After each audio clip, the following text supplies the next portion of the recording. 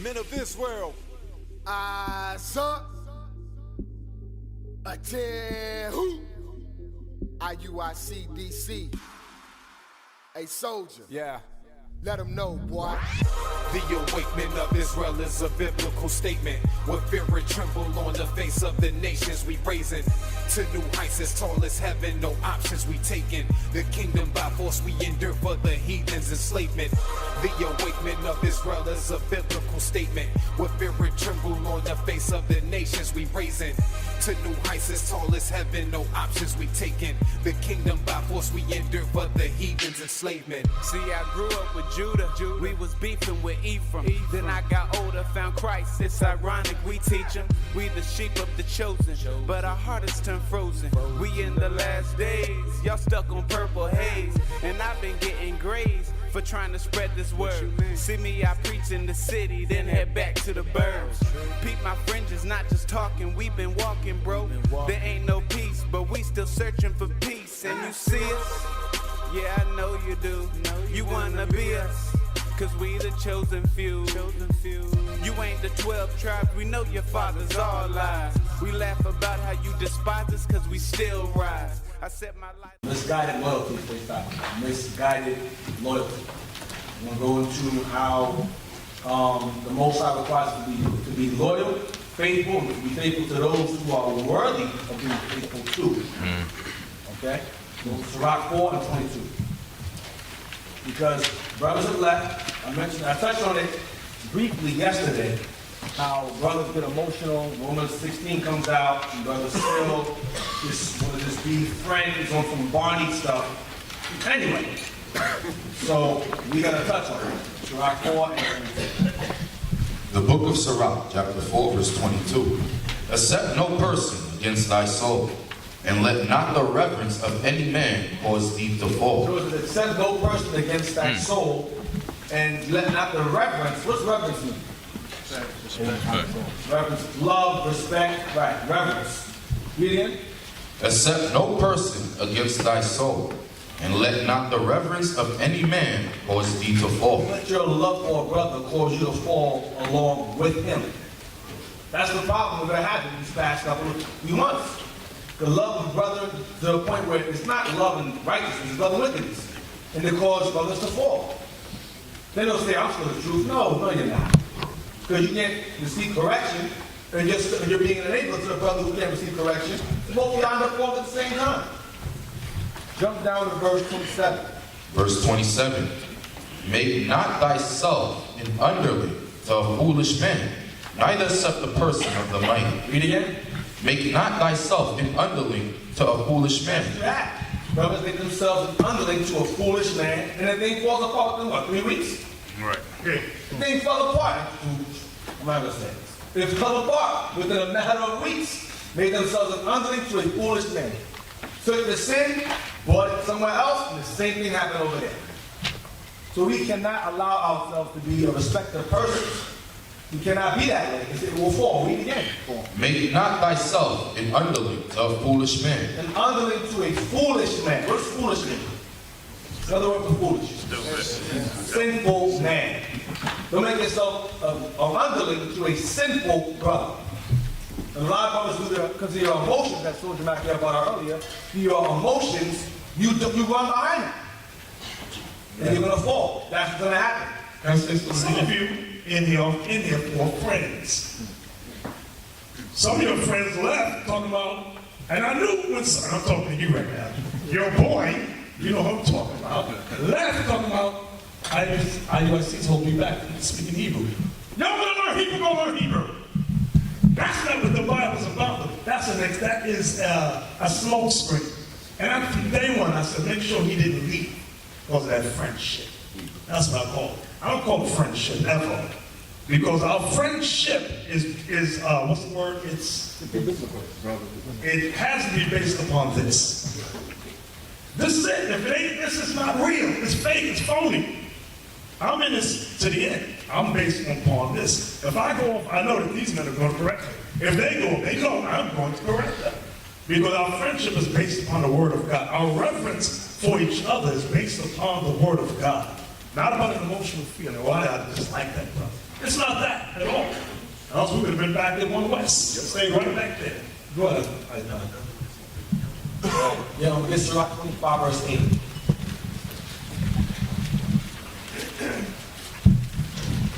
Go to the last part. Go to the last. Go to the last part. Of the verse. Ecclesiastes 25. That's Sirach, chapter 25 and verse 8. Well is him that dwelleth with the wife of understanding, and that hath not slipped with his tongue, and that hath not served a man more unworthy than himself. That's the part. Read the bottom part. And that hath not served a man more unworthy than himself. Leave. And they'll be in good standing in terms of not being out of order. And because of their emotions, they'll go and serve a man more unworthy than themselves. More unworthy than themselves. They'll just go based upon emotions. That's misguided loyalty. It's not righteousness. That's not, oh, I'm going to leave because you brothers are, you don't know what's going on. Some brothers don't even know what's going on. Right. It is called an emotion. I'm leaving because I heard, that's why I'm leaving. What you hear? Because your mind is emotion. This is not the Christian church. You cannot act that way. And that's what brothers do. Do not serve a man more unworthy than yourself. Get on 1 Timothy 3 now. 1 Timothy 3, verse 1. 1 Timothy chapter 3 and verse 1. This is a true saying. If a man desire the office of a bishop, he desireth a good work. Now, oftentimes we hear the scriptures manipulated. Oftentimes, brothers don't want to do this and go, well, if you desire. You hear that? If you desire the office. This is not a negotiation. When it says if a man desire, that's not a something that you an option. This is based upon your works that you become this. Right. Not, oh well, you know what? Yeah, I don't want to be a deacon or a bishop. I just want to learn, sit in the back. That's not what this is. This is not negotiable here. All right, read it again.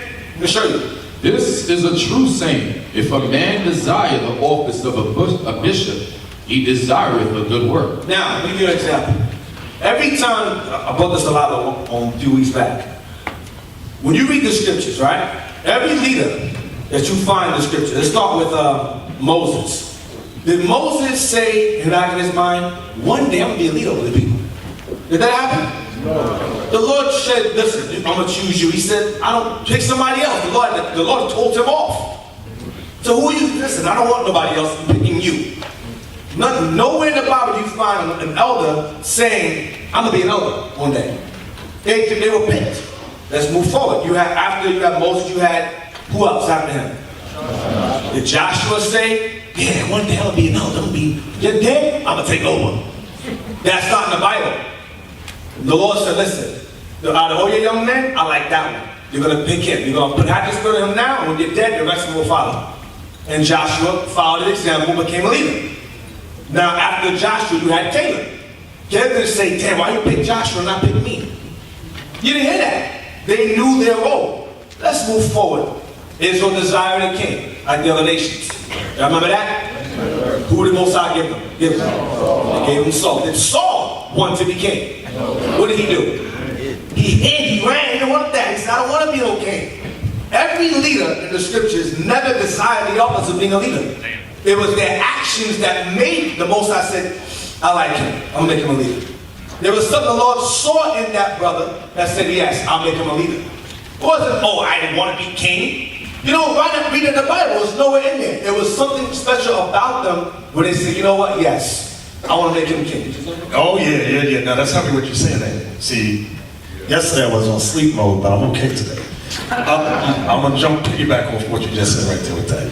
Real quick, we're coming right back to that right now, but I just want real quick. Acts chapter 1 with Judas Iscariot. Was you going to touch on that? Is that in your notes? No. Okay. Judas Iscariot. When Judas Iscariot betrayed Christ because of his covetous spirit that he never overcame. Watch what it says. Acts chapter 1. Start at 15. The book of Acts, chapter 1, verse 15. And in those days Peter stood up in the midst of the disciples and said, the number of names together were about 120. You had 120 disciples. The word disciples means students. Students. So 120. The discussion was somebody going to take Judas Iscariot's position. Read. Men and brethren, this scripture must needs have been fulfilled, which the Holy Ghost by the mouth of David spake before concerning Judas, which was guide to them that took Jesus. What was Judas Iscariot's title? What was his title? You? No. And when I give an answer, stand up. I want to hear your name, your rank, and where you're from. You.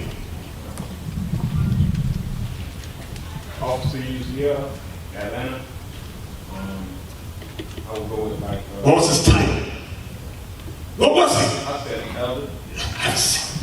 Nobody knows he was. God. You in the front, right there next to this lady. Yes, you. Yes, you. Big brother. Yeah, you. Big brother. Officer Eugene, Tennessee. I don't know what his title. You don't know what Judas was? Judas was one of the. I'm gonna commit suicide up here. You. Yes. Don't do Throw the glass out. Officer Denied, California. Judas is one of the 12 apostles. Yes, thank you. What's that? It was one of the 12 apostles. Thank you. 2, 3, right there. I'm watching y'all. Read on. Verse 16. Men and brethren, this scripture must needs have been fulfilled, which the Holy Ghost by the mouth of David spake before concerning Judas, which was guide to them that took Jesus. For he was numbered with us, and had obtained part of this ministry. He was one of the 12 apostles, right? Now this man purchased the field with the reward of iniquity. Right, the reward of iniquity was the 30 pieces of silver, okay? And falling headlong, he burst asunder in the midst, and all his bowels gushed out. Good. And it was known unto all the dwellers at Jerusalem, insomuch as that field is called in their proper tongue Akeldama, that is to say, the field of blood. Go ahead. For it is written in the book of Psalms, let his habitation be desolate, and let no man dwell therein, and his bishopric let another take. So when it said his bishopric, that's what Deacon Athan's discussing. If any man desire over apostle, bishop, all these names are interchangeable. From the Old Testament to the New Testament, they're all interchangeable. Don't mistake it, oh, that's something new. Apostle, no, he said that's all that is Greek, which is the same as the bishop, which follows just above the deacon. But it's all something that all of us are to aspire to. Okay? So when you read this, read on, watch this. Wherefore, of these men which have company with us all the Meaning time, 120 disciples. Of these 120 disciples, right? that the Lord Jesus went in and out among us, beginning from the baptism of John unto that same day that he was taken up from us, must one be ordained to be a witness with us of his resurrection. We got to choose one. Of you 120, we got to choose one to take the bishopric, which is the apostleship of Judas, right? And they appointed two, Joseph called Barsabas, who was surnamed Justus, and Matthias. So when they examined all 120 men, it came down to just 2 names finally. They said of these 2, one of them have to take the seat of Judas. So it lets you know that out of that 120, everyone had to fall in line with 1 Timothy, the 3rd chapter. All the men had to fall in line with that for them to even consider taking a position of Judas Iscariot. Everybody understand that? Yes, you couldn't have just one dude on the side, well, I really don't desire that. And I got 2 wives or 3 wives. Okay. No, it didn't happen. No, all 120 fit the criteria, but out of them, they had to say, we got to narrow it down now. But everyone had to fall in line with 1 Timothy, the 3rd chapter. Read. And they prayed and said, Thou, Lord, which knowest the hearts of all men, show whether of these 2 thou hast chosen, that he may take part of this ministry and apostleship, from which Judas by transgression fell, that he might go to his own place. And they gave forth their lots, and the lot fell upon Matthias, and he was numbered with the 11 apostles. So that's how they did it. Go ahead, Deacon. All right. So as I was saying before, in terms of Moses, the Most High picked him. Joshua, son King Saul was hiding. Then after King Saul, who was after him? Did David decide to be king? No. Every instance of time where a man was made a leader, it was not by his own option. It was the Most High said, I want to be king. And that was it. David said, I'm the least of both. I'm the least. Saul said, I'm the least. Let's go further up. Then you have the time of, you had Zerubbabel, you had Joshua, you had Ezra, Nehemiah. They were put in positions because the Most High said, I want you to be leaders. Let's go further in. You had Matthias. Out of his 5 sons, he said, okay, out of the 5 of you, I want Simon to be the counselor, then Judas, you'll be the leader. None of them said, why him? Why not me? That's not in the Bible. They understood they were, okay, he's the fighter, he's the wise one, you 3, 4, and then that was these 2. And that was it. There was no negotiations, there was no argument. That was the order set forth. Let's go further in. You have when Christ came in the scene, former captivity. He walks around, he goes, you, follow me, you. That was it. They didn't say, well, why you pick me, why you pick somebody else? They all knew that's the Messiah, we gotta go. None of them said, one day I'm gonna be a disciple. That didn't happen. The Lord picked every single one person in the Bible you find as a prophet. The Lord picked them. Not they sat there and thought on their own, yeah, one day I'm gonna be a prophet. One day I'm gonna be, what Bible said, what prophet was that said I was a herdsman? I think it was Micah. What was it? Amos. He said, I was a herdsman, the Most High made me a prophet. He didn't ask to be a prophet. The Lord said, no, you're a herdsman, you're going to be a prophet now. Jeremiah, same thing. Every psalmist said, I'm a kid, why me? He said, okay, if I'm going to be a leader, give me wisdom then. Every man that gained position of power, authority over the people, it was by divine design. Paul as well. Never anyone say, oh, if you desire, I might want to be one. That's not in the Bible, so don't fool you with that nonsense. Desire simply means through your actions, you're desiring that office. Not through your feelings or your emotions. Through your actions, you desire that position. And therefore, it's given to you. Barnabas and Matthias were shown through their actions that they're potential leaders. And out of those 2, he picked Matthias. Let's read Matthew 20. So, when the deacon is going over, and when it says if you desire the office of a bishop, how do we know when a man desired the office of a bishop or a deacon? His fruits will dictate.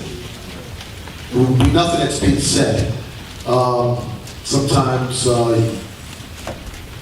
well, let's just read the scripture. Look what happens when you desire it. Matthew 20, verse 21.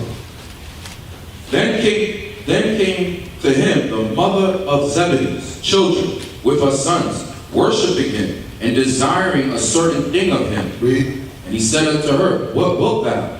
She saith unto him, grant that these my 2 sons may sit, the one on thy right hand and the other on the left, in thy kingdom. So this mother was coming to Christ, asking for positions for her sons. That's wrong on so many levels, but let's move forward. But Jesus answered and said, ye know not what ye ask. So when it says you desire office, that's somebody actually verbally saying, this is what I want. Now, you can covet the most earnest gifts. You're supposed to want those things. But how you go about getting it is by your fruits, not by you saying it. It's an action word. You want to be a leader, there's certain prerequisites that you're going to fall in, that when it's time to pull from the group of men there, you said, these men are the ones that exhibit these qualities to be a leader. That's the man right there we need right now. God is going to move the prophets of God to see men in their respective places. But let's read on. Ye know not what ye ask. Are ye able to drink of the cup that I shall drink of? And to be baptized with the baptism that I am baptized with? So if you want to sit amongst the 144,000, the leaders of the nation of Israel, crowned by the king, you sure you want to drink of that cup? and be baptized with his baptism, y'all better think about what you're asking for. Read on. They say unto him, We are able. And he saith unto them, Ye shall drink and eat of my cup, and be baptized with the baptism that I am baptized with. But to sit on my right hand and on my left is not mine to give, but it shall be given to them for whom it is prepared of my Father. It's going to be given to them of whom it is prepared of my Father. So this is not because you want it. It's because God is going to put a spirit upon you that is evident. This is where you belong. It's going to be undeniable. And Christ says, not even for me to give it to you. My Father is going to move your spirit. But all of us, we come to this because we're supposed to desire these better gifts to be leaders, but the Most High is going to weed out all of us. I tell you, myself sitting here, it wasn't something that I aspired to. I didn't, it wasn't in my mind. I speak for the bishop himself too. It wasn't something I was a thought. It's just that your behavior puts you in that position. What you do puts you there. Sometimes, men, you say something out your mouth, but your actions are totally different. Totally different. It just sounds good. But be careful for what you ask for, because you will indeed drink of that cup. That's why I tell y'all, don't ask for the exam. Right. Don't ask. It'll be given to you when you're worthy, as the Most High sees fit. I think the soldiers in. I think all the soldiers in. Don't ask for that stuff. It'll come in its own time. And just y'all not ready for it. And just because, I don't know, maybe we gave the wrong impression. Just because you take the exam and pass it, does not mean we're going to raise you up. Right. That doesn't mean, sometimes it's just an assessment to see where you're at. But, I know people here can pass Officer 50 tests with 95s and they're unfit to be leaders. And I've seen people pass it. And that test to me is hard. But they're good at it, but they're unfit. Don't ask that. Your wisdom will always dictate who you are with or without a brass pin on your lapel. That doesn't, no. David was known as a young man for wisdom because he knew when to speak and he knew when to shut up. And when he did speak, he knew how to come at the elders to bring out the Most High's message. And Daniel, I'm sorry, and they was able to perceive God is with that man. It's undeniable God is with him. Right. We'll see that in a minute. I was in a conversation time with men talking, and I'm like, okay, he's checked out. He said, that was utterly stupid, he just said. Another young man, I was thinking, the two young men I was talking about, I was sat back at Tabernacles and I was watching them, and I was hearing them speak, and I was trying to see, are these guys looking for preeminence? I said, no. I said, damn, and I just sat back, I stayed at the conversation, and I said, okay, God is working with them. Because you can hear the conversation, what they're talking about, scripture they're bringing out. You can tell the Spirit is moving them. If they continue on into great things. And that's many of you. But the point is, when you read scriptures, what we're talking about, is that God is going to put you where he wants you in his body. Just remember that. All right. Get 1 Timothy verse 2. 1 Timothy verse 2. Right. 1 Timothy chapter 3 and verse 2. A bishop then must be blameless, the husband of one wife, vigilant, sober, of good behavior, given to hospitality, apt to teach. Again. A bishop then must be blameless. A leader must be blameless. He must conduct himself blameless. He must perform himself blameless, meaning no sin. He's not found with any kind of wickedness upon him. When you're following him. Remember, as earlier, there's no man more unworthy than yourself. You know? The husband of one wife. Must have one wife. This is not a suggestion. This is a commandment, by the way. Not a suggestion, not a negotiation. Must have one wife in Christ. Go ahead. Vigilant, sober, of good behavior. That's the part I'm done with. Good behavior. When you have a man over you that does not behave good, but this man speaking rash, opprobrious words, cursing you out, talking to you sideways, like he's your father, like he's literally like punking you, that's not good behavior. That's not good behavior, brothers, and you have experienced it. Y'all have experienced men being lords over the flock. You cannot have men be loyal to a man that's like this. That's not a good behavior. And some of you in here now are still loyal to men who have proven to not be of good behavior at all because of your emotions. Read on. Given to hospitality, apt to teach. You know what apt to teach means? You ever heard of an aptitude test? Aptitude. Say the same word. But aptitude test, that means you're suitable to teach. Your mind is right. You're intelligent. You're not split personality, Harvey Dentish. Flip the coin and make decisions. That's not a leader. You're hot, you're cold, you're bipolar. That's not a brother that can be a leader of anyone. You cannot be loyal to men like that. And some of you in here still are. And that makes you a man that cannot be seen as a leader in the future ever. Because you run off your emotions. Read on. Not given to wine, no striker. Not given to wine, not striking. He's not fighting brothers. We have brothers who was on some bed fighting brothers. You don't talk about all the brothers fighting in front of everybody. Striker.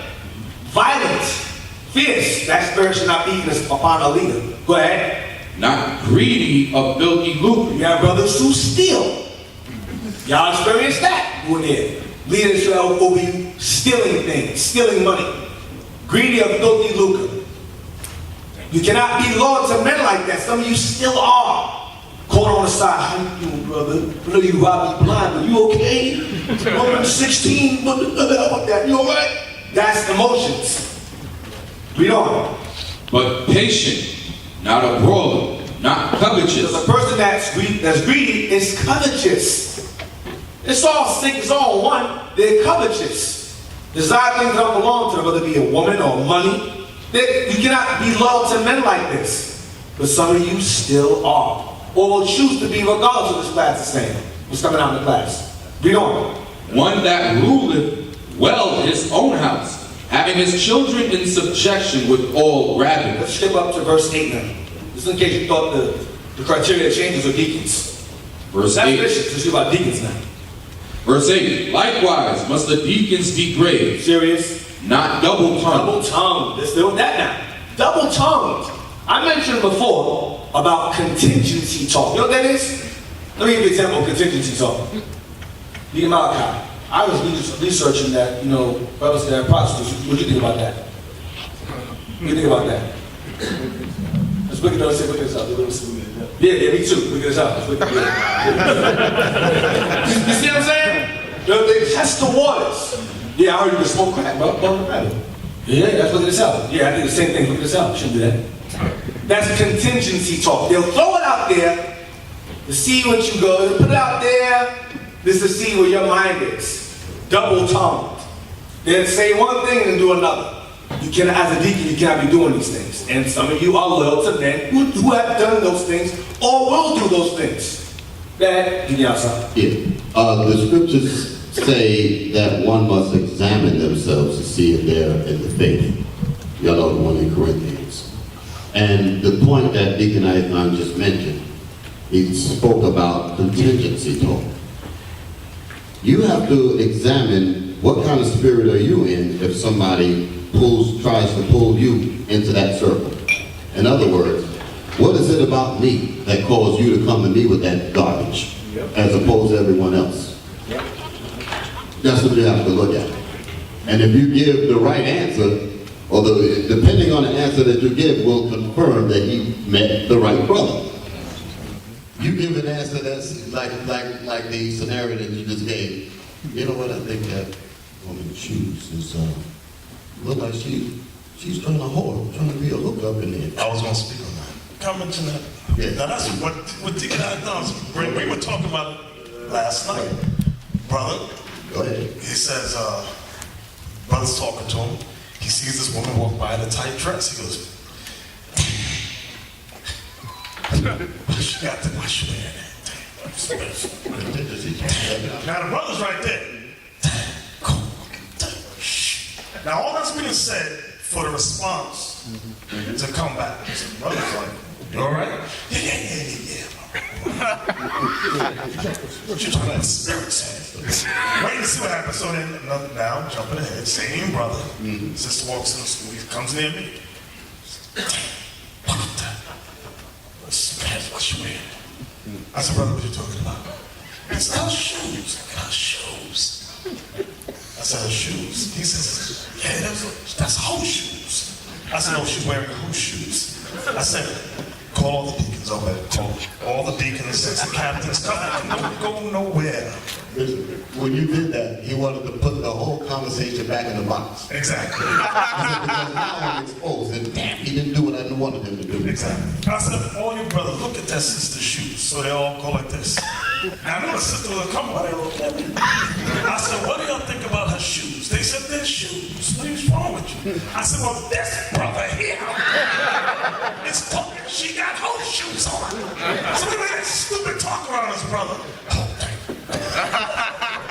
He realized that he ran into the wrong brother.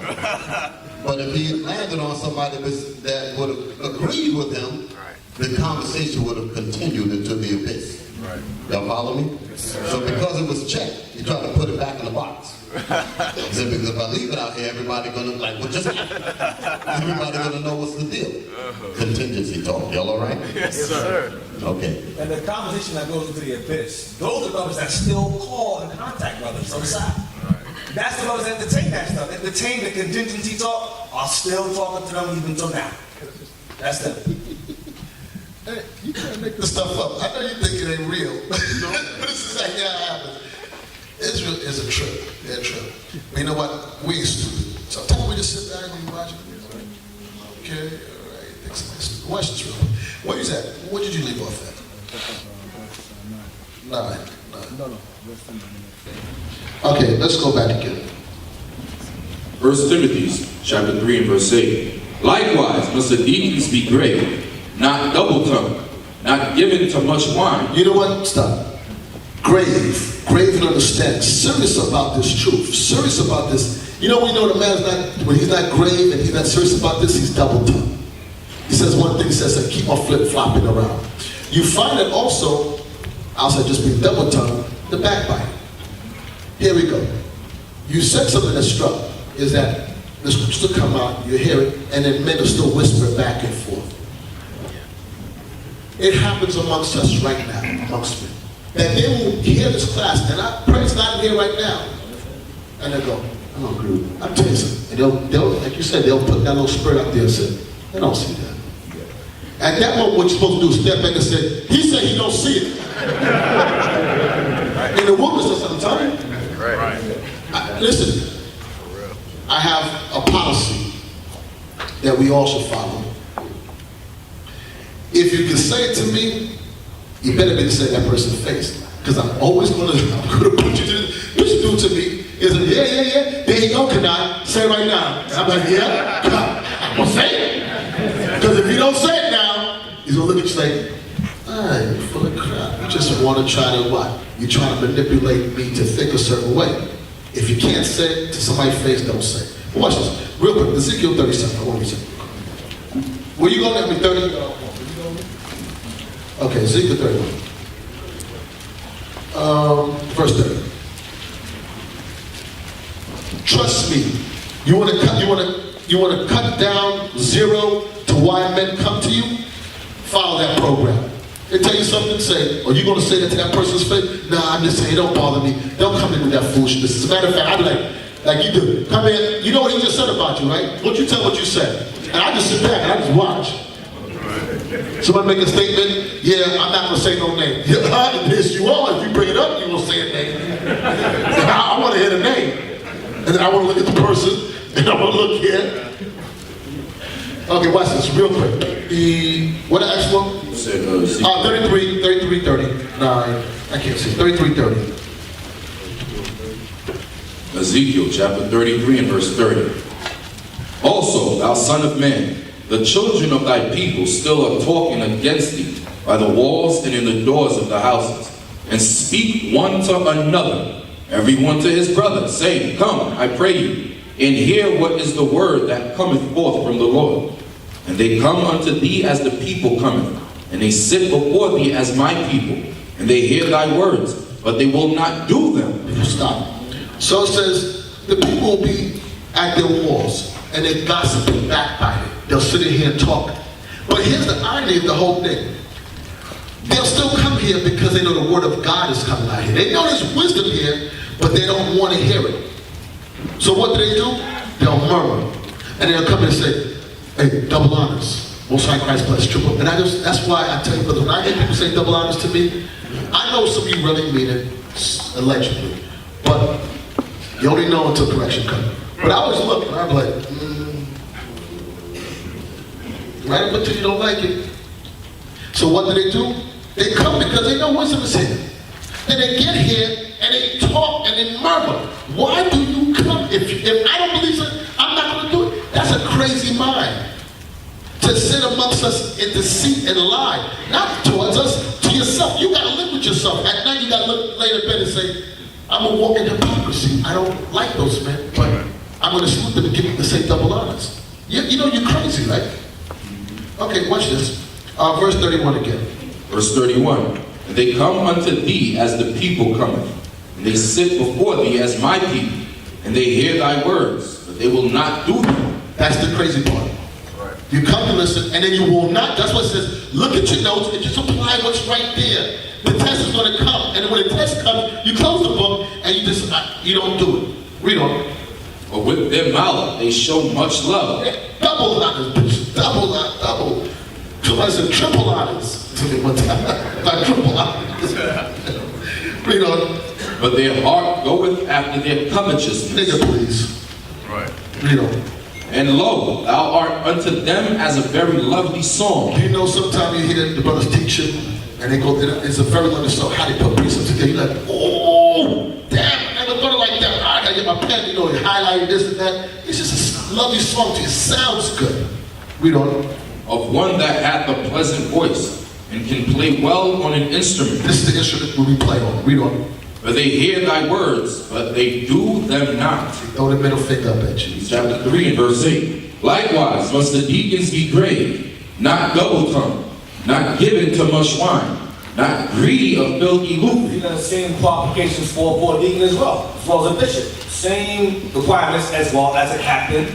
And it goes down to an officer, so it trickle down effect. It's not just them. Because that's like saying, well, I'm not a bishop or deacon so I can be a drunk. I don't want to be a bishop or deacon so I can be a striker. No, that goes all across the board. Not just the leaders, that's for everyone. Because eventually, in time, they will be put in leadership positions, like Matthias was. Go ahead. Holding the mystery of the faith in a pure conscience. Meaning you're not sitting here faking, phony. But your mind is pure. Okay, I believe, I gotta apply these benefits of the Lord. I'm gonna sit here and learn. I'm gonna apply those things, whether I'm correct or not. Pure conscience. Some of y'all impure consciences. Read the next verse. First Timothy verse 10. First Timothy 3 verse 10. And let these also first be proved. Meaning they have to show everything you read above, from verse 1 and down, that's them being proved. One wife, hospitable, apt to teach, not a drunkard, not a striker, not a brawler, not greedy of filthy lucre. They show these qualities through their actions, through their fruits. That's them being proved. All right, read on. Then let them use the office of a deacon. And once they're proven, then they're given the office of a deacon, or a captain, or an officer. Once they're proved, can I take an exam? That's not being proved. That's an assessment of where you are now. Then you may potentially be moved up to that position. You understand? Read it again. Then let them use the office of a deacon, being found blameless. That goes right back to the bishop as well. It's all across the board, being found blameless. Let me give you an example like Legal Lava brought out. Deuteronomy 1 real quick in verse 13 to show you that it's not just bishops and deacons, it goes down the line. Deuteronomy 1 and verse 13. Some of y'all are suffering from this as of now. God forbid in the future may suffer from this. I'm going to show you what not to do when you're raised up. 1 verse 13. The book of Deuteronomy, chapter 1, verse 13. This goes to the part of being proven first. Watch. Take you wise men and understanding, and known among your tribes. Take men that you find who are wise, have understanding, who are renowned among your tribes for their understanding and their wisdom. Yeah. And I will make them rulers over you. I'll make them your bishops and your deacons and your captains. Watch, read on. And he answered me and said, the thing which thou hast spoken is good for us to do. So I took the chief of your tribes, wise men, and known, and made them heads over you, captains over thousands, and captains over hundreds, and captains over 50s, and captains over 10s, and officers among your That's where we tribes. get it from. We didn't make this up. That's where we get it from. The pins and the numbers, 80s, 50s, 90s, 20s of officers of these ranks. Read on. And I charged your judges. What are they called as well? And I charged your judges. Now our judges. It goes back to being a bishop or a deacon. Their job is to judge the people. And they also called heads of the people. Go ahead. And I charged your judges at that time, saying, hear the causes between your brethren, and judge righteously between every man and his brother, and the stranger that is with him. Judge righteously. Judge righteously. That not based upon French shit. Judge righteously. Read on.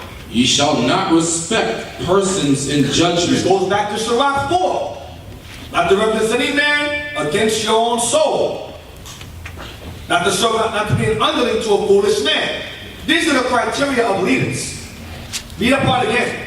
Ye shall not respect persons in judgment, Okay. but ye shall hear the small as well as the great. Ye shall not be afraid of the face of That's men. another issue. Being afraid of the face of man. If I tell him he's wrong, I'm gonna lose my rank. I'm just gonna stay quiet, let it work itself out.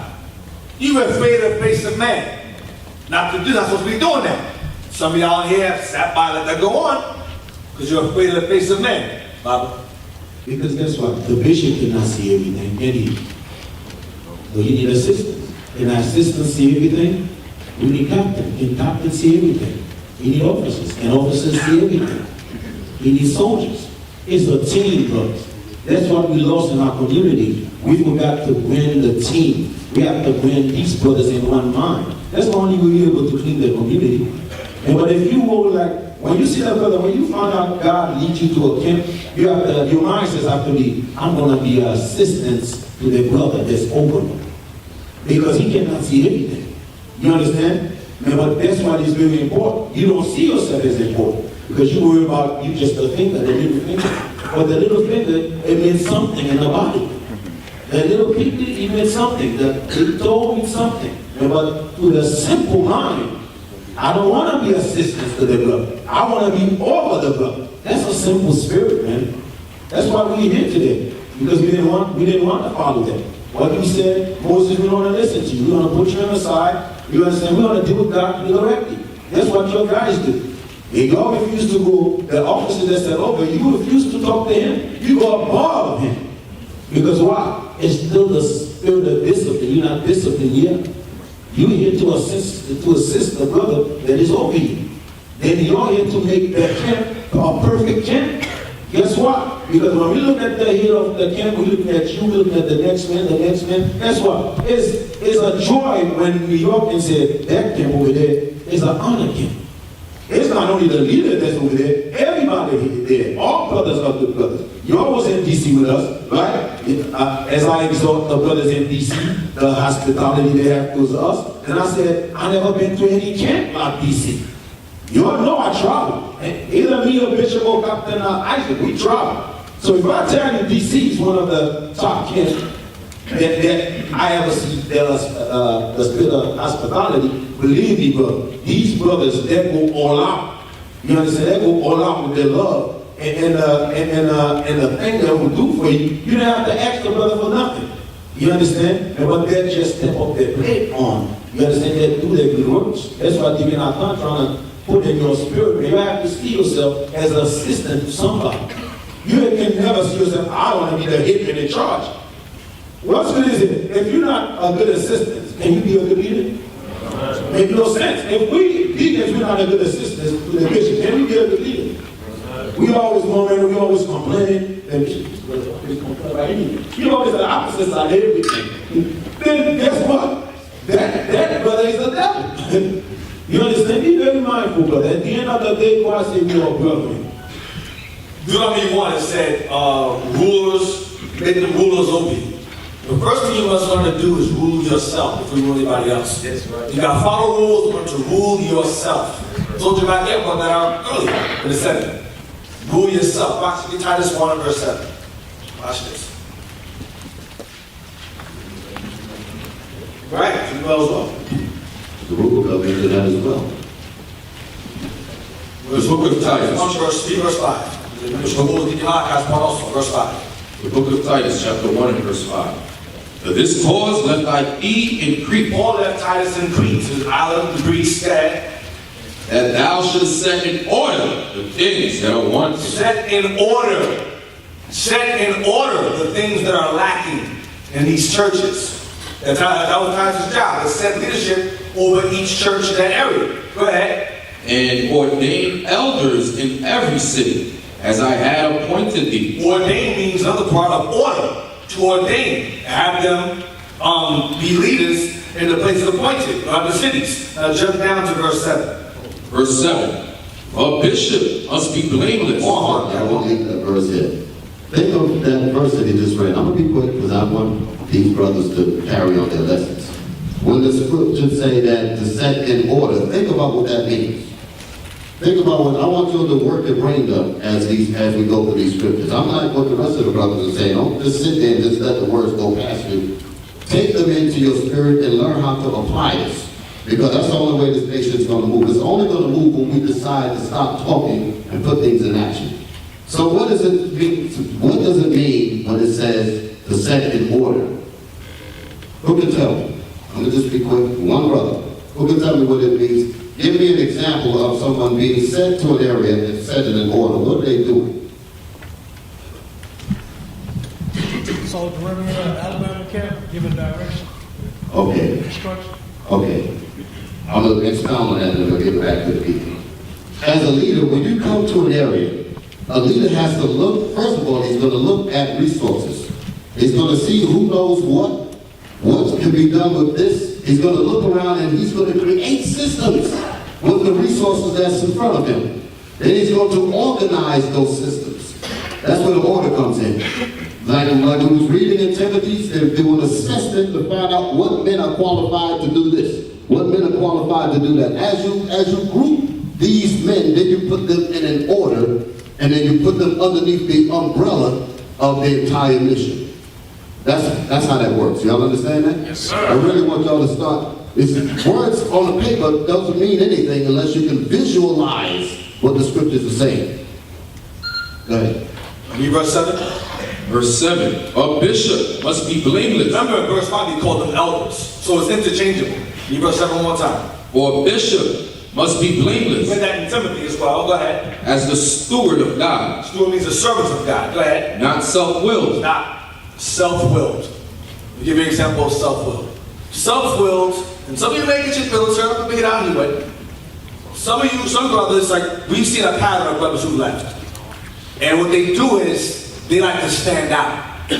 So what they'll do is I understand brothers like to want to have an ancient look with the garments, but sometimes the garments, it's like a separation spirit kind of. It's like, okay, well, I wear a garment, and it just to stand out among the rest. It's not about standing out. It's about being in order, uniformity, structure, order. Set in order. So oftentimes when brothers step out that order, you may not, in your mind, not think doesn't look right, but from us outside looking in, doesn't look right.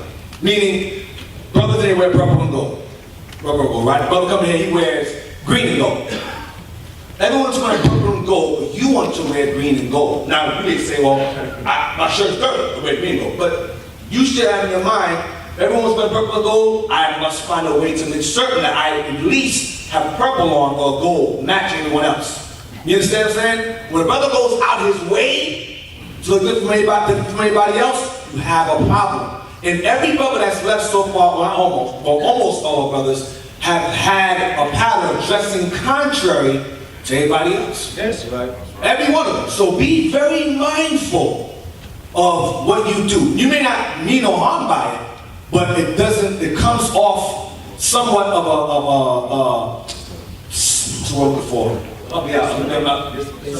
Separatists, yeah, that's the word. Separatists.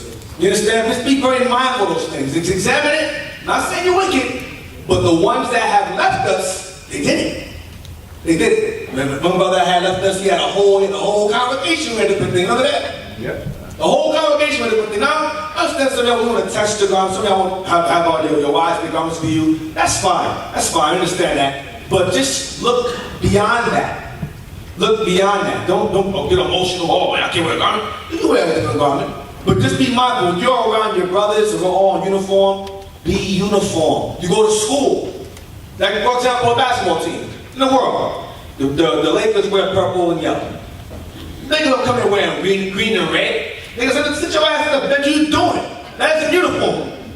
Likewise, the lawyer. Lawyers wear the three-piece suit. Brother come in with shorts on, beach shorts, swim trunks. There's some stuff wrong with you. Go, lead, go. That's not the entire for the law firm. Cheerleaders, firemen, McDonald's. McDonald's wears Target wears red shirt, slacks. McDonald's is a burgundy shirt, black pants. With the golden arch. With the golden arch. Nobody goes in and says, let me change the golden W. No one does that. No one does that. You know, one second. And a lot of times when that happens, brothers, they'll say under auspices of what law am I breaking? So the option now is to deflect what's being said and make it seem like I'm not out of order with God. Are they out of order with God? What scripture?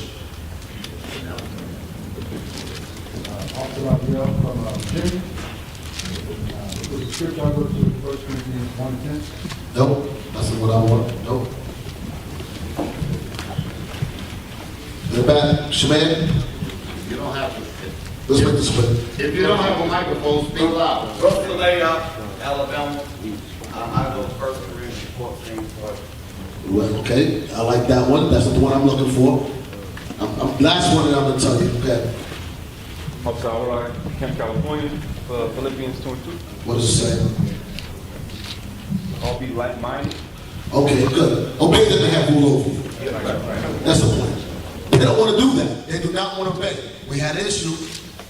Brother said, is it against the law to wear earring in your ears? No, it's not against the law. He said, well, it's against the law. Am I breaking God's law if I wear the cap? I said, what does the cap say? He said he doesn't want to wear earrings. So we'll take it out. Well, it's not unlawful to wear it. I said, no, it's not unlawful to wear it. He said, so why do I have to take it out?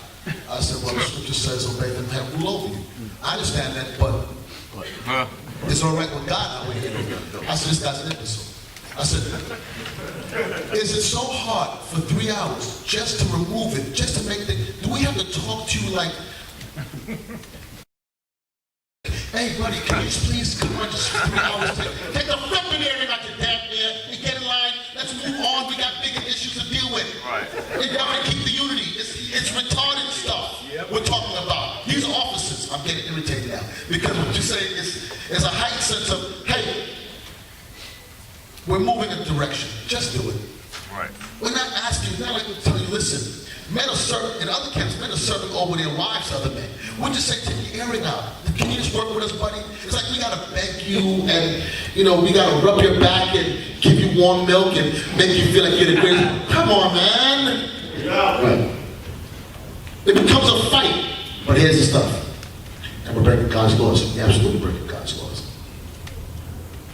Obey them. They don't want that scripture. They don't like that one.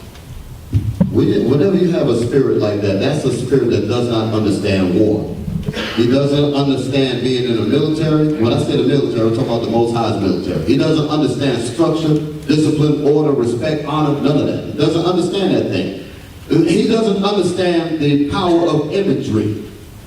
If, like with Captain Shem, stand the men up and he have them in formation.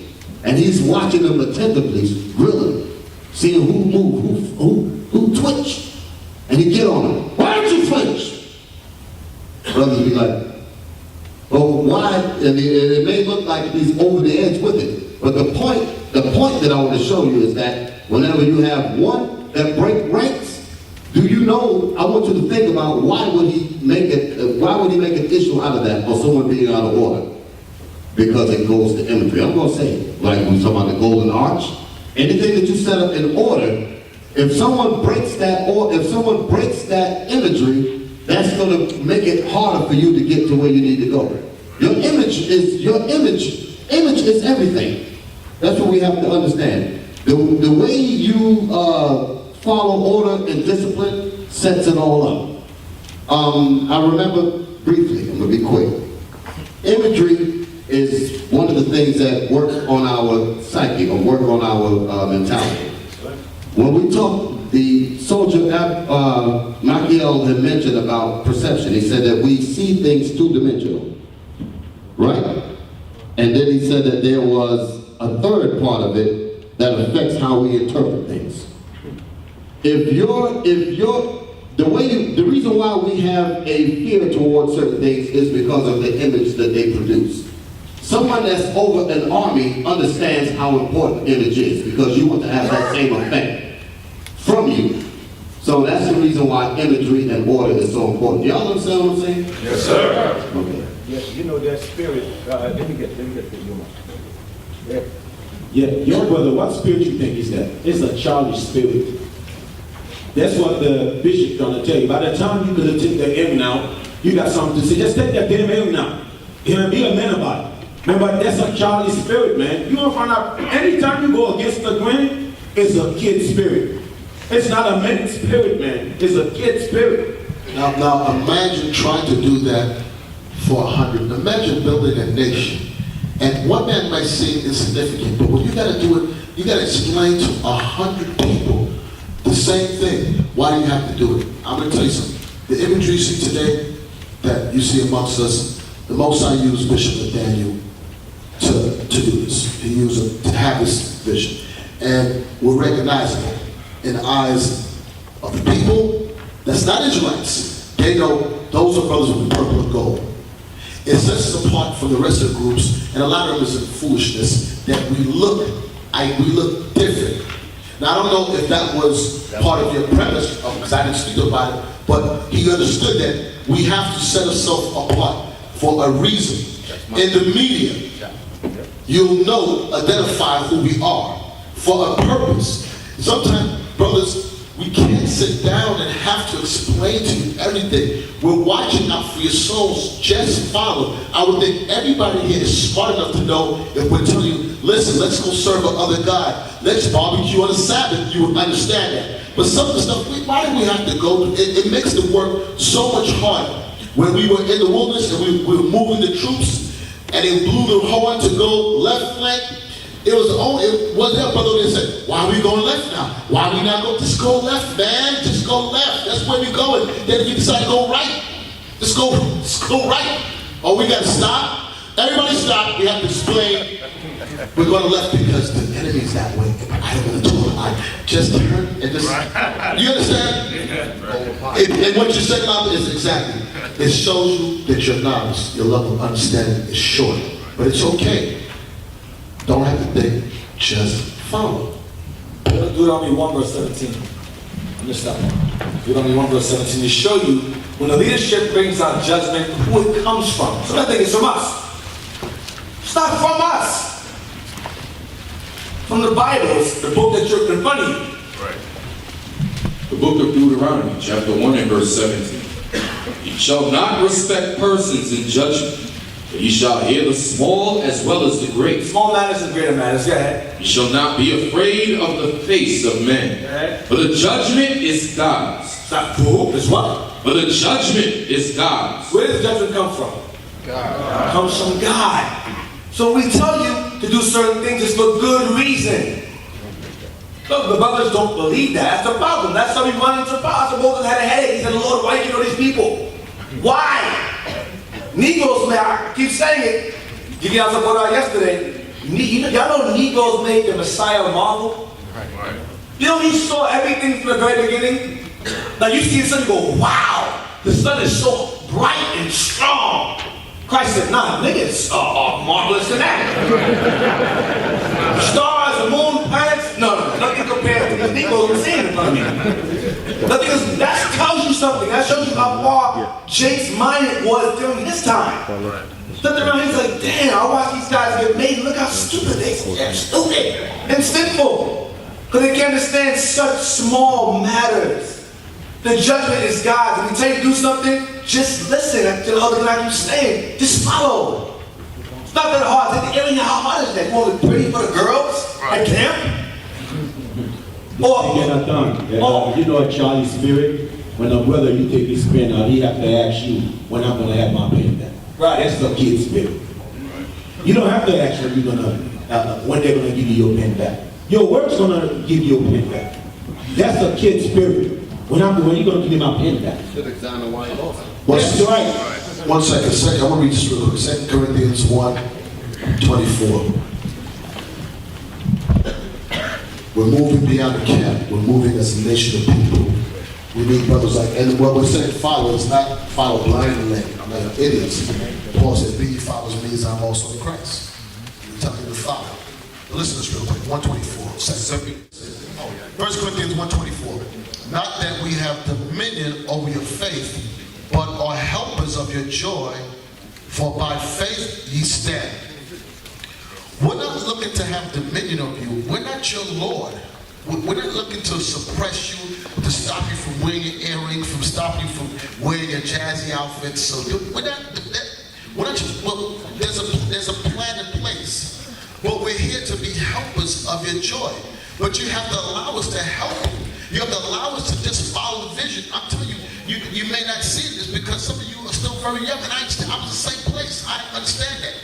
But after years of doing certain things, sometimes brothers say, well, how do they know that? Trust is not because we're like super, like there's something osmosis to the dove fly. It's just the same repetition stuff we see, different people that we can see and we can tell you, navigate. I tell many of you all, I'm very open. If you all have questions, things you go ask me, because I can tell you how to navigate around a lot of stuff, because I make many mistakes. You know, use those tools, but brothers translate us telling you something, giving you an order, as though we're trying to lord over you. You know what lording over you means? Listen, I need you to give me 30% of your earnings. I need you to put me up in a house and pay for it because a labor is worthy of his hire. I need you to buy me a car. I need you to quit your job and get on oil tables and make me money. And there's people that do stuff like that. We're not asking nobody to take care of us. I mean, for the most part, we're all broke. We're not asking, we're just asking, damn, take the air out, partner. Come on, can we just move on? We're trying to help you. Know something. All of you, for the most part, walked into a system already moving. It was already going. You weren't, in all places most high, but the machine was moving. Now you want to come in the machine and decide where you're going to pump the brakes or where you're going to direct the thing. You're not going to do that. That's right. I'm telling you, you're not going to do it. And we have men, I told Bishop before, because you are seeing the kinder and gentle side of Nathaniel. And he'd be entertaining conversations sometimes with brothers, and I know he'd be irritated. And I'm like, why do you even take their calls? Like they have something to say. I'm like, are you serious? Oh, wow. And you get on me? Come on. You all buy, you understand that you're buying into a system that is moving towards the kingdom. So now you come in and then you're going to put your foot down on your demands. This is what I want to do. Man, don't do that, brothers. Don't do that. You can't do that in nowhere else in the world, in no system. But you come in here and then you want to dictate the terms of this agreement. That's right. Yes, sir. 5 verse 14.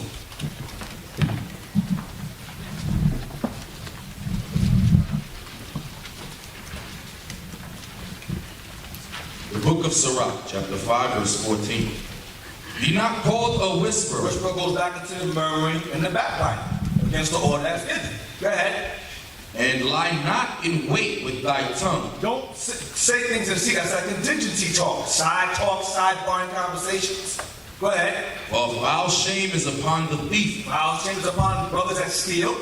Go ahead. And an evil condemnation upon the double tongue. An evil condemnation upon those who are double-tongued, backbiters, whisperers. There's an evil condemnation for that. Get verse 13. Verse 13. Honor and shame is in talk. Meaning life and death is in talk. That's what he's saying. Go ahead. And the tongue of man is his fall. Your own mouth can be your own downfall. So be mindful what you say in here.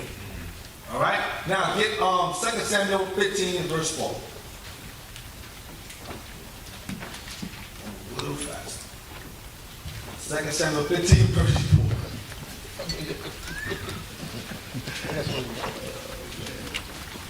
This is about David's son Absalom, all right? What he was doing on the side. Backbiting, whispering. I'm going to show you the instance. I'm going to show you what happened. I'm going to show you who followed behind him too. 2 Samuel chapter 15 and verse 4. Absalom said, moreover, O that I were made judge in the land, that every man which hath any suit or cause might come unto me, and I would do him justice. Keep verse 4 one more time. Absalom said, moreover, O that I were made judge in the land. He says judge, he means king in the land. Oh, that I were over the people in the land. That I were over the elders. That I take over. Go ahead. That every man which hath any suit or cause might come unto me, and I would do him justice. I would judge better than my father. Watch, you know. And it was so that when any man came nigh to him to do him obeisance, he put forth his hand and took him and kissed him. What does that mean? Stop. What is he doing in this instance here? What's he doing? He's running them over, getting a following, appealing to the people. He had skills. Facebook, YouTube, same thing. Backbiting, murmuring, same thing. Trying to gain a following. He had charisma, very charismatic. That's what he was doing to people on the side. We don't watch. And on this manner did Absalom to all Israel. He did the same thing to everyone. Wow, he kissed my hand, the king's son. Wow, what a humble man. What a righteous and humble brother. Kiss my hand. Watch.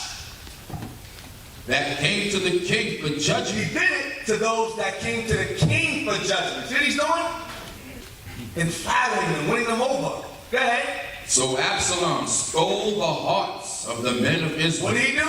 Stole the hearts of the men of Israel. That's what Romans 16 is out the window. Damn. Let's have more conversations. You got put out, but I still love you, brother.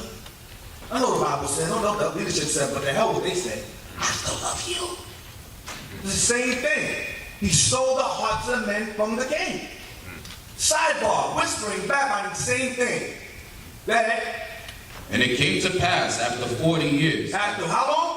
40 years. 40 years he did this. Plotting, waiting for the right time.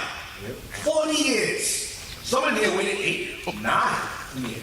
That was a bit. 8, 9, 10 years. Plotting, waiting to leave and take brothers with him.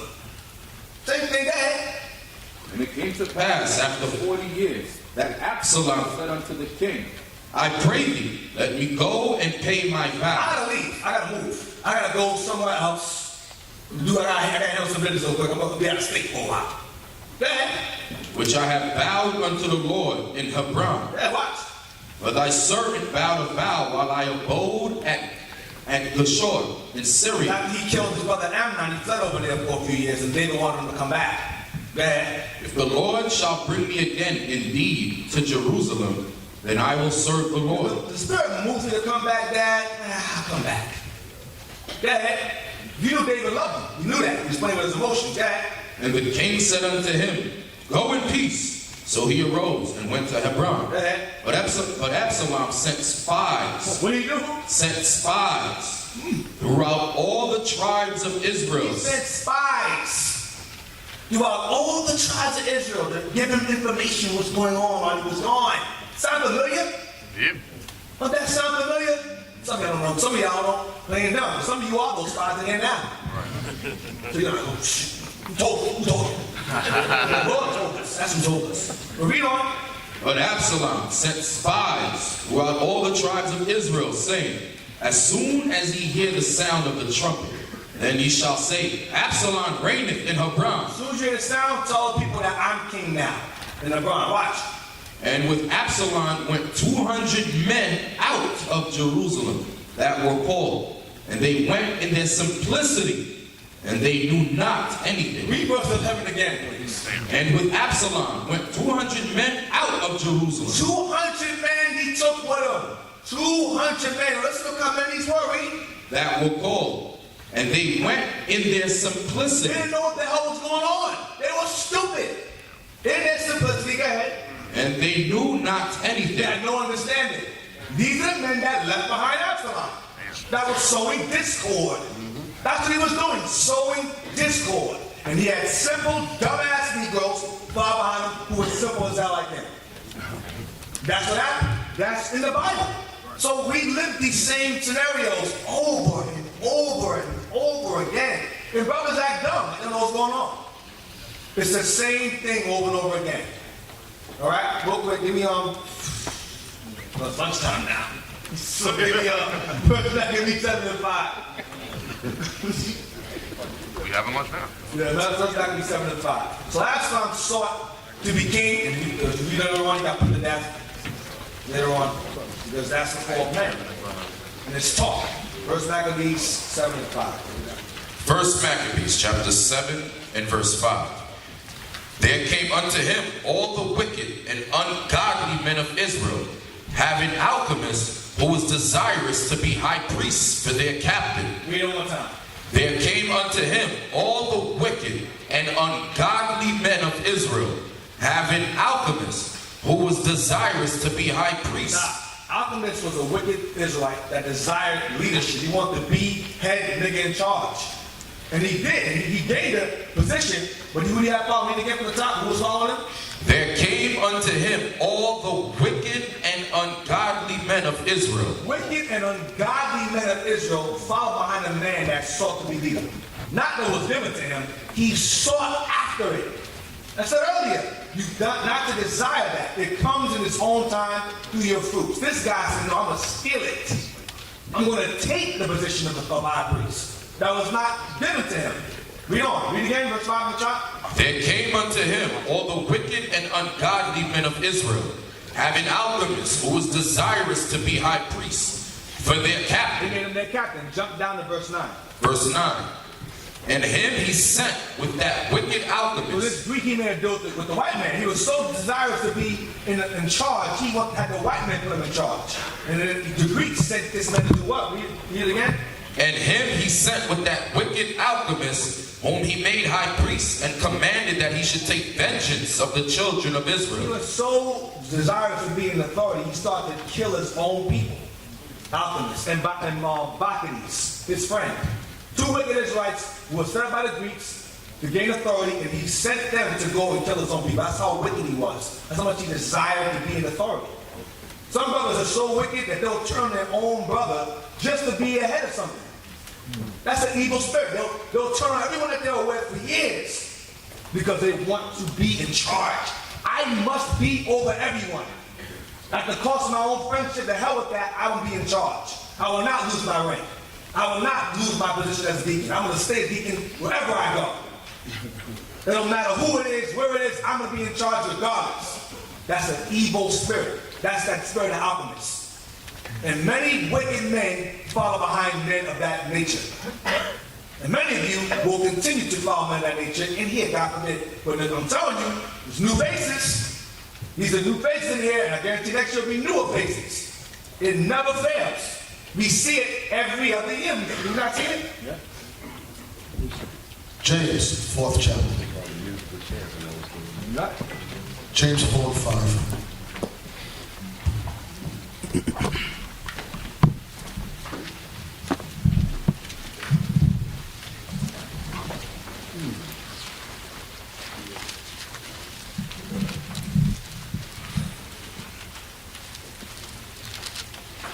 Scriptures.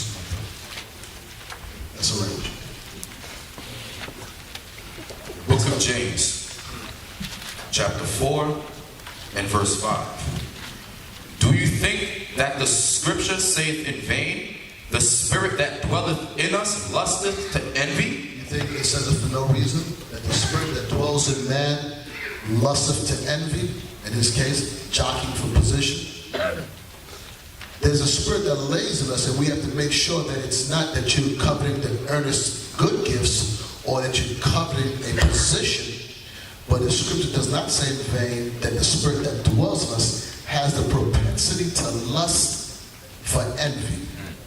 It's a subliminal, it's a subtle spirit, a subtle demon, where you see yourself unworthily, but you see yourself in a position and you jockeying for it. And then when you don't get it, if you find yourself angry, upset, mad because you're not in a certain position, that means you have that spirit in you that lusts to envy. So, in the case of what we read, not before Alchemist, what was the one before that when you read? Absalom. That he had a spirit that dwelt in that lust and envy, 40 years of that spirit.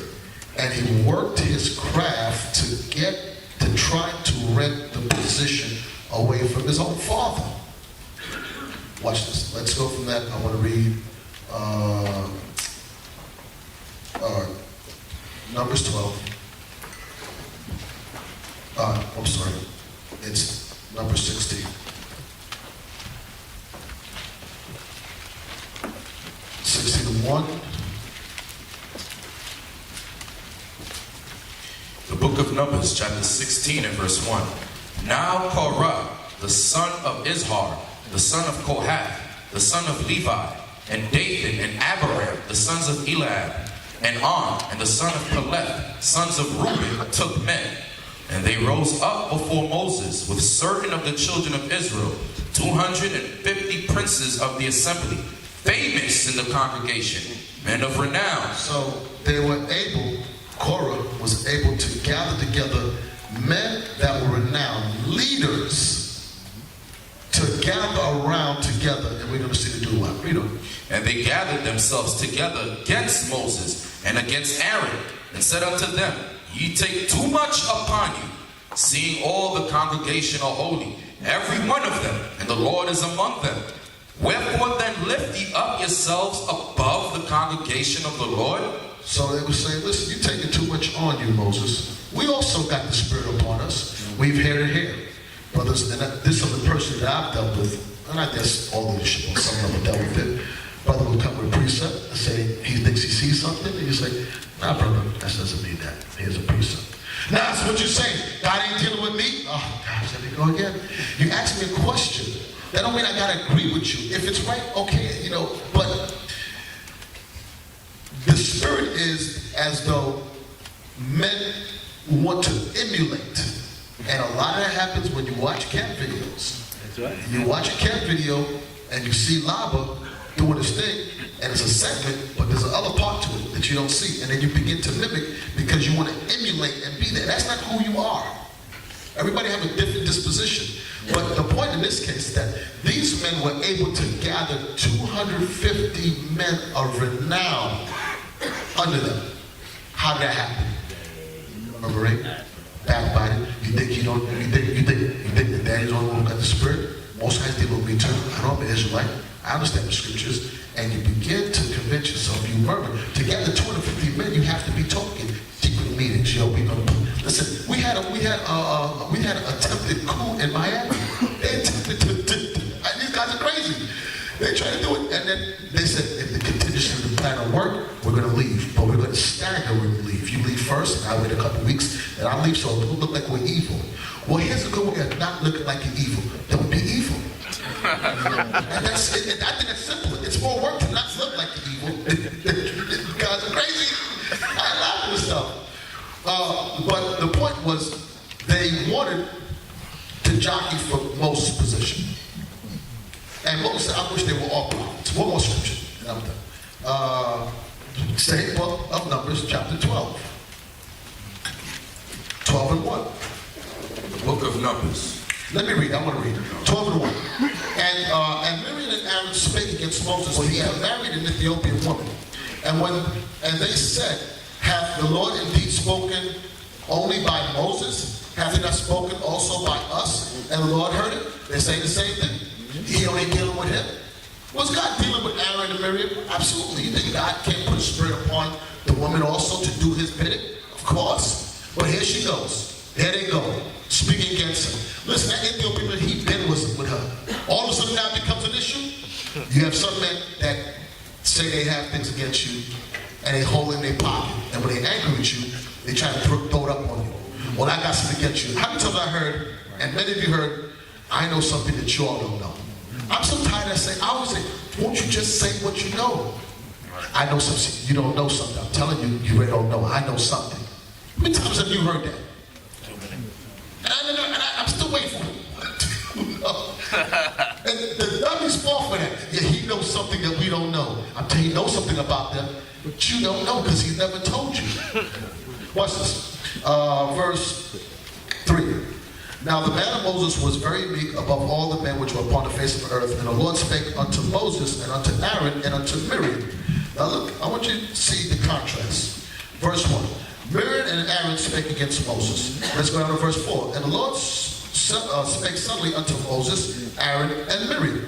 Let's jump on down a little further. Verse 5. And the Lord came down in a pillar of the cloud and stood in the door of the tabernacle and called Aaron and Miriam. So the reason why I read those three scriptures is look at the order. Verse 1. Who was the leading the charge? Verse 1. Miriam.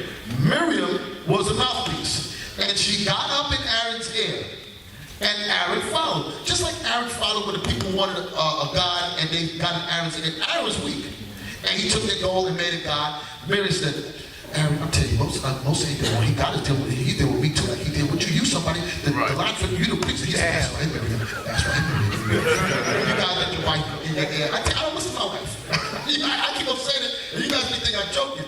I hear her, don't get me wrong. If she's saying it was scriptural, I hear, but like, I told her, you can't move me around. You guys be fighting, you have to have your dad or represent you guys. Stop that. Right. Amongst leadership, we have a relationship, and you miss that relationship. We know among the daddy can tell me about wives and the daddy and wife is this. We don't take this stuff personal because we're not to destroy each other.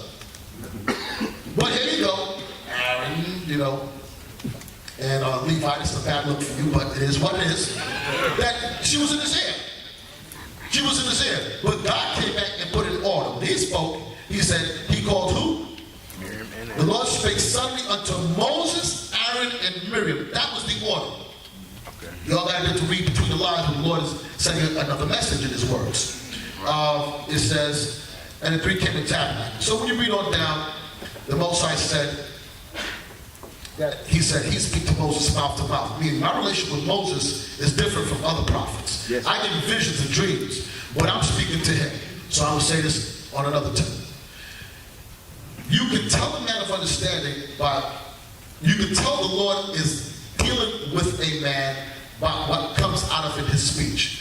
I'm going to give you an example in the bishop in his classes. If you notice, Nathaniel has the Most High blessed with a skill where he's very good of taking current event issues and bridging them with the scriptures. Right. That's not easy to do because the current events forever changing. You know that there's something that God is doing on a level like that. Now, turn around and say, well, you think God's only dealing with him? No. But what the hell's wrong with you? Right. You have women who come up and say, why you got us wearing this dress? You're not the only one that listen, here we go. Brothers, be careful of those skirts. It happened, the backbiting happened with Nathan and Korah. It happened here. Why? It started with somebody getting in here and trying to move you. When you have a spiritual man discerning all things, you can hear and you can switch off and on what you need and extract from a conversation. And you can read between the lines. You can gather and say, maybe it's nothing, but why are you coming at me like this? Why are you expressing this? Or you, guess what? You'll be moved around. You'll be tossed to and fro in all winds of men, sleights of men, and all kind of stuff. You're not, priests of the Most High God are very sound and sober in mind. Their conversations are not erratic. They can listen. You understand that? Sir. Give me Numbers 14, verse 1. Numbers chapter 14 and verse 1. And all the congregation lifted up their voice and cried, and the people wept that And all the children of Israel murmured against Moses and against Aaron. Here we go again. Murmured against Moses and Aaron. Go ahead. And the whole congregation said unto them, would God that we had died in the land of Egypt? Or would God we had died in this wilderness? No, read again, dude. My question. Read again. Would God that we had died in the land of Egypt? Or would God we had died in this wilderness? Complaining. Give me an example of complaining. Women complaining. Why do you gotta wear garments? You realize only for one day you wear the garment? For a few hours. But you wear a uniform to work every day. That's a simplistic, like Nicolabaka says, a childish mindset, man. It's childish. Women complaining. Why do y'all wear garments? It's for one day. You got men on for a few hours. Men complain about that too. Men too. Now you got brothers. Yeah, you got brothers complaining about the garment. Wow. If you should say, listen, you don't have to wear it, but you don't have to. You're not going to tell you, I see. Right. Deacon Adon asked a question. He said, why is it that what do the women do? Say it again. Complain about wearing garments. Real quick. Who do the women complain to? Huh? When the statement was made, who did the question go to? It went on Facebook. It went on YouTube. It went to different people in the congregation. Why? To get them to side with them. And when they're nigga, get a big enough audience, then they grab a whole crew of people and go. And the whole objective is to destroy the order. I'm telling you, because if they really had a question with it, they will go to one source. In absence of everyone else. If it was really a question. But the point is to get support to destroy this. And they won't leave on their own. They'll sit there and try to get as many people as they can to follow them in their doctrine, and then they'll get put out. And then when they go, they look for another way to put their views out there with Facebook, YouTube, and the rest of it. The whole idea is to destroy. Is to destroy the order. That's what the problem was from the first. Go ahead. A lot of time. A lot of.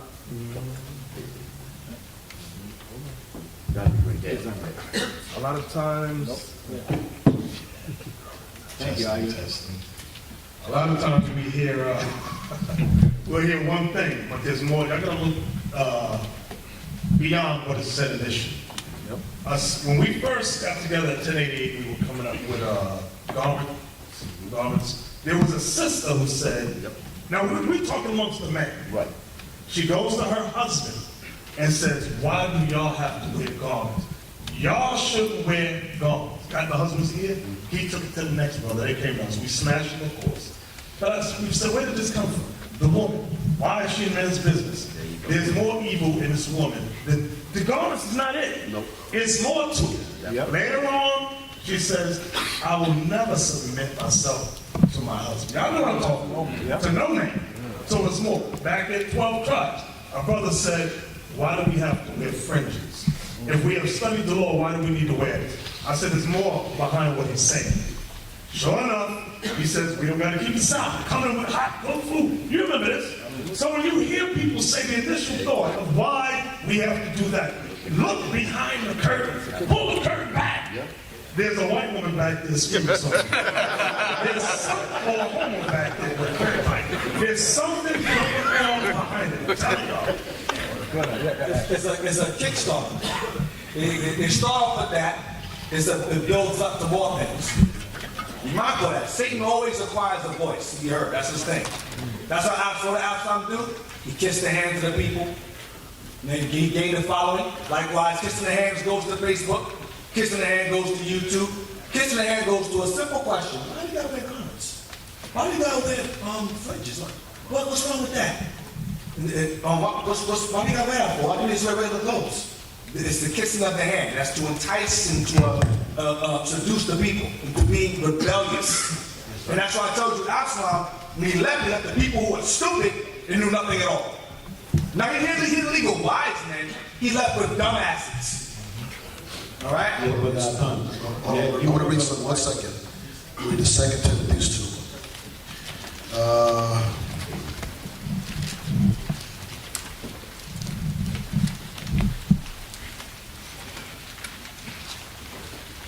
2:10. I read it myself. But chiefly, them that walk after the flesh in the lust of uncleanness and despise government, presumptuous or self-willed, they are not afraid to speak evil of dignities. That's their spirit. They despise governments. Self-will cannot be self. We're all members of one body. Individuals, but members in particular. We work together. But when people have that self-will, that separatist spirit, despise government, it says what? And they're not afraid. 2 Timothy 2 verse 10. I'm sorry, 2 Peter, I apologize. Y'all don't listen to me. That's your problem, fountain. 2 Peter 2 and 10. But chiefly them that walk after the flesh in the lust of uncleanness, meaning in their own sinful mind, that's what it's saying, and despise governments, like the deacons, Yawasop going over, Deacon Adun, despise what? Government, despise order. They hate to be told. They hate to have a hierarchy over them. They really hate Christ. That's what they hate. They don't want to be governed. It says despise government are presumptuous. Damn. I mean, I don't have this straight to the neck. Presumptuous spirit. They think they can presume that they can tell you. Damn, I mean, listen. And you came in, you what? 36 months. And you're presumptuous to say, who are you to tell me that I have to do this? Well, damn it, you came into a machine moving. Go. Listen, go build. But you're going to come here and be presumptuous that you can tell somebody who has 10 times more in his truth than you, been through more trials, that who are you to tell me something? Well, I'm the man that's set up over you. That's why. This is presumptuous or self-willed. If any of us have a self-willed spirit, where that's what it's a charity, want to deny self, to think of yourself, it's not.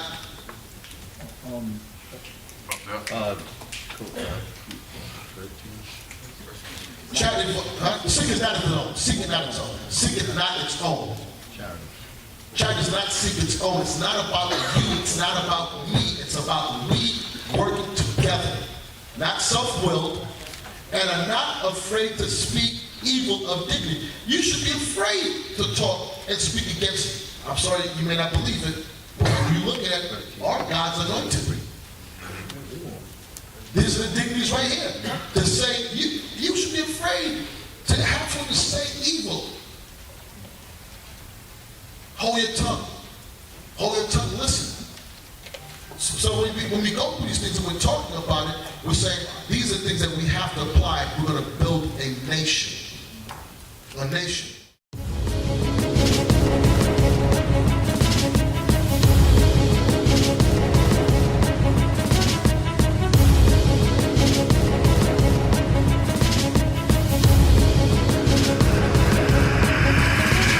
Shalom, Israel. I'm Elder Nathaniel, Israel United in Christ.